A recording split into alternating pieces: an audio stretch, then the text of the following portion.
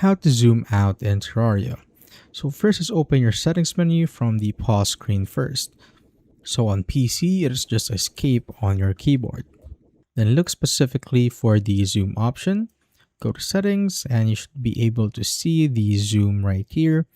So it's usually found as a slider under the general options below the volume sliders. And you just basically need to drag the slider to adjust how far the camera pulls back, giving you significantly more visibility around your character at all times.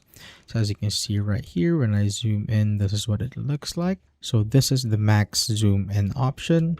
But if I go back, I can do it like here, just like that. So I basically see more of this stuff around me.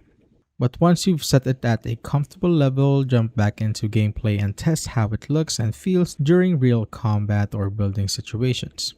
And just a quick tip, if the zoomed out view suddenly looks blurry or pixelated, try tweaking your resolution or UI scale settings. So as you can see, there's a UI scale right here where you could also change just like that. And that's how you basically zoom out in Terraria.